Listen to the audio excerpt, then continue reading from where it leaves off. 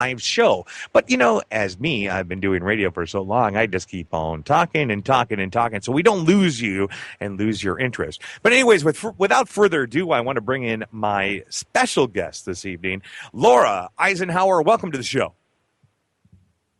Hey there. It's great to be here. Laura, how are you? I'm good. It's so wonderful to hear your voice. Oh, it is so great to hear from you. And the last time we did a show, which was only a few months ago, it wasn't too long ago. Right? Yep, that's right. Yeah, it was. And now we're on the FM dial. Can you believe this, Laura? Yeah, that's excellent. Wow. Wonderful. It's so fun. It's like I have my own studio now. I have a microphone. I had all that before, but now I feel like I'm at a real radio station right here at California State University, Long Beach. And Alfred and I were talking about you when he was on the show on 9/11. Did you get a chance to listen to the show with Alfred and I? I have it saved. I've been all over the place, and but I definitely still plan on it. Alfred came out as the judge. He's like, well, I'm coming in as the judge today to make sure that everybody knows that we are going to move forward in prosecuting George Walker Bush Jr., Tony Blair, Dick Cheney, and Donald Rumsfeld for war crimes against humanity, which is something that we've been trying to. Alfred was the judge on the tribunal in Malaysia a couple of years back, where they found them all guilty of war crimes. So he's going to be bringing that forth here towards the United States and Canada, and this is going to be a big thing. Yeah, it's excellent. We love Alfred. Absolutely. Love Alfred. So tell me what's been going on with you. It hasn't been long. I know you've been real busy, but why don't you give my listeners a little bit of a background on who you are? Of course, I introduced you as the great-granddaughter of our beloved President Dwight D. Eisenhower, but tell our listeners a little bit more about yourself. Well, okay. I've had sort of a lifelong path. We all have, but I mean, when it comes to the work that I do today, I was pretty aware of a lot of it as a young child. I think we've been disconnected. Hello? Hello, I'm here. Okay, great. Yep. And, the awareness that I had a lot to do with the imbalance on our planet, the patriarchal agendas, and the different things that we can contend with more on a deeper soul level.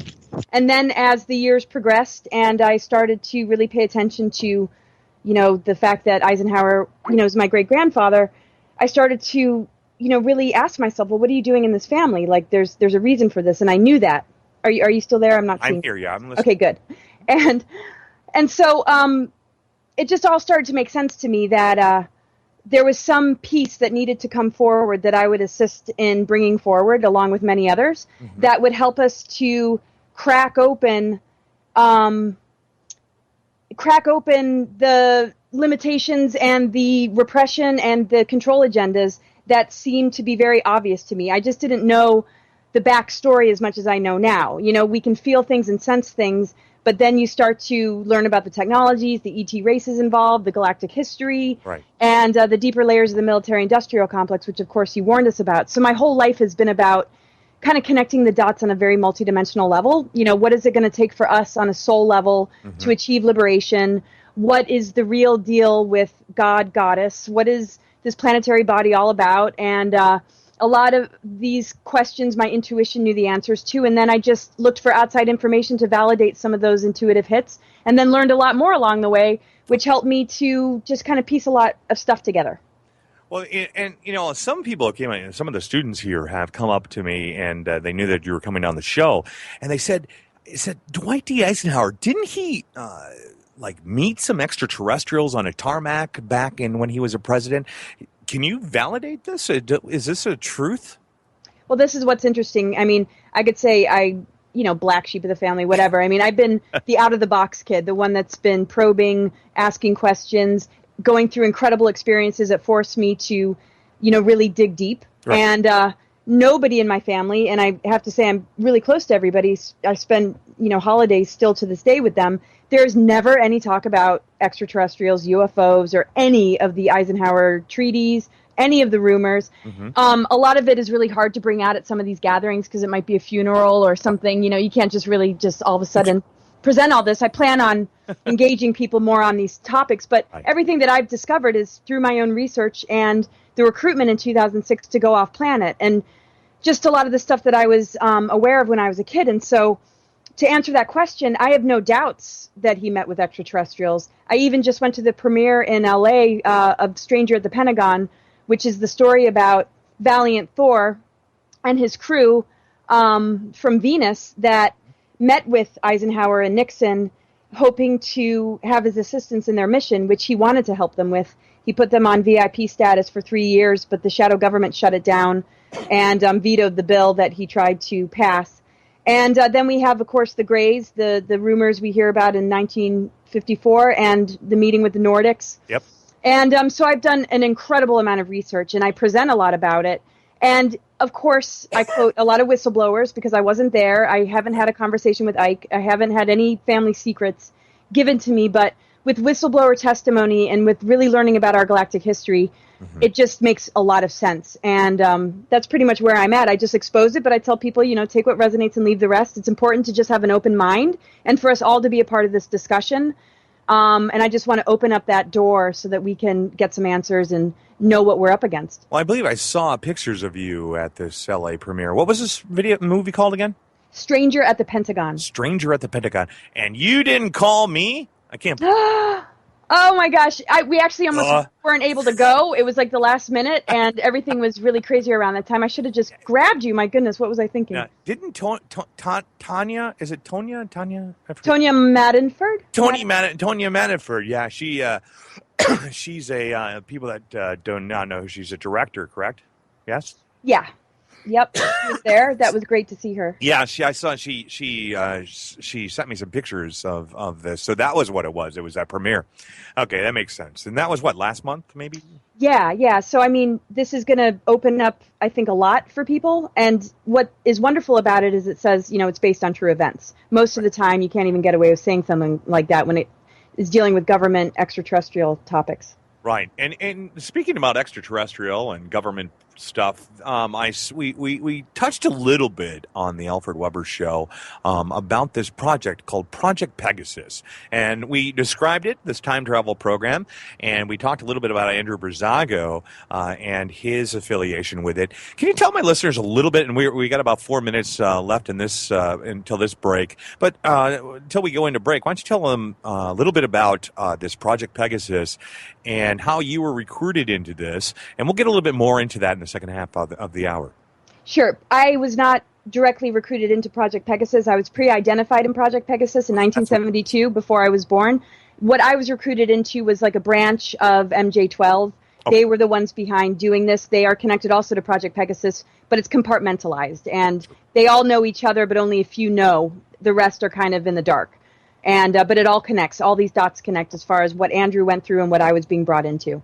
And can you tell my listeners kind of tell them a little bit how you were, how you were self-identified and what was the reason they identified you? Well, that's kind of longer than a couple minutes, but there's something called Looking Glass Technologies. Looking Glass Technologies, they have their hands on it. They're quantum access technologies that can locate you in past lives. They can project into the future and sort of see, what the probabilities are, and because they're trying to construct artificial timelines, they can see how well they're doing in it, and they can see also what they are trying to move us away from, to siphon us into another agenda. And they targeted me based on past lives, based on, I think, my family connection, Eisenhower, right, and also the work I do here. I've been told numerous times that they wanted me to help them reseed a new civilization on Mars. Right. There's a lot more to it as to why I got out of it and how I woke up. Well, I was pretty privy to not going from the get-go, but there were some major insights I got along the way that really helped me to get out of it and stay here. And you were involved in this jump room technology, which is also this Mars thing, correct? Well, that was more Andrew. I was recruited to be a permanent colonist to go in 2012 in something called ARC, spelled A-R-C. Right. Andrew was a child participant in the teleportation program that was more about establishing, the Mars colony and sort of experimenting on kids to see how they could withstand it. I was recruited to be a permanent colonist to whatever they had been setting up. Oh, interesting. Very, very interesting. Well, we're going to get deeper into this subject matter with Laura Eisenhower. So stick around, guys. We got a couple minutes before we get into the hour.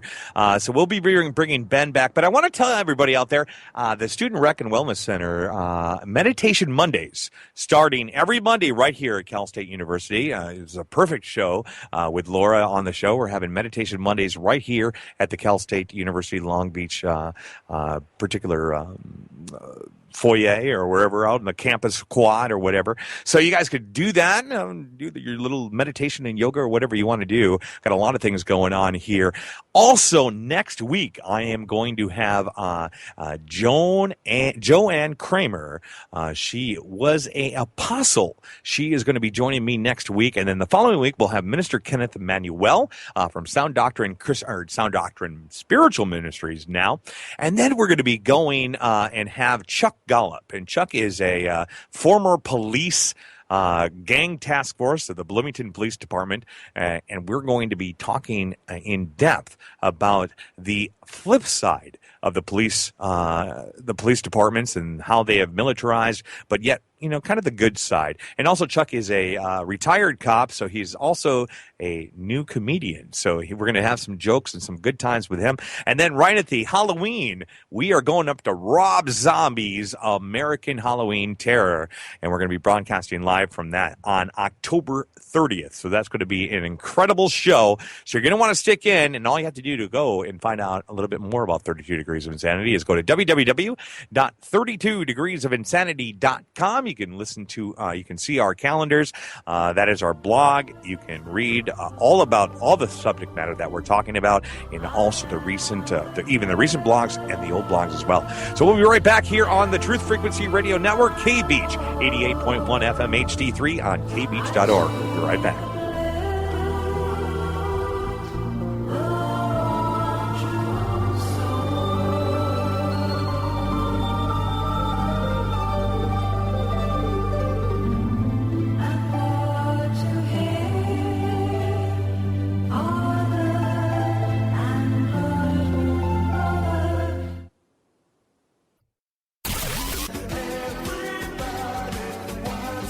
Exposing faux capitalism with Jason Erb. Sundays on Truth Frequency Radio.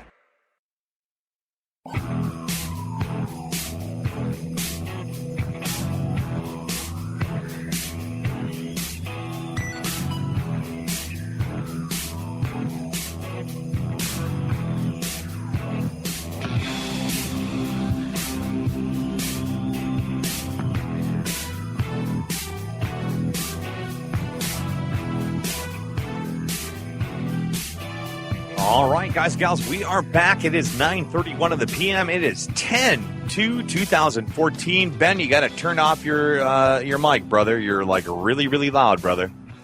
Anyways, welcome back, Truth Frequency Radio Network. We are 32 Degrees of Insanity right here on the Truth Frequency Radio Network and kbeach.org. That's kbeach.org, 88.1 FM right here at California State University, Long Beach. Tonight, my special guest is Laura Eisenhower. Laura Eisenhower is the great-granddaughter of Dwight D. Eisenhower. Tonight we're talking about the time travel programs. We're talking about the Mars jump room programs. We're talking about all kinds of stuff and even extraterrestrial intelligence. If you haven't listened to 32 Degrees of Insanity before, there is basically what my show is. It's a conspiracy radio show. What I try to do is I try to bring some information, allow you to take that information, run with it, take what you'd like, and leave the rest. That's all we do. That's all we want you to do. But we're hoping that maybe we can educate you a little bit on understanding some things a little bit outside the box, the normal. Could there be multidimensional states? Could there be possibilities of, aliens and UFOs and all those types of things? There is the possibility, and there is proof behind it. There is even proof dating all the way back in history to a little time in Samaria, where the Sumerian texts speak about a planet called Nibiru, where a bunch of people, a large, tall people called the Anunnaki, who also have some things to do with the Nephilim that are spoke about in the Book of Enoch, and also in Genesis in the Holy Bible. Tonight, we are going to talk with Laura Eisenhower in regards to Gaia, which is the word for the earth, the mother goddess, the other half of the source, you might be able to call it.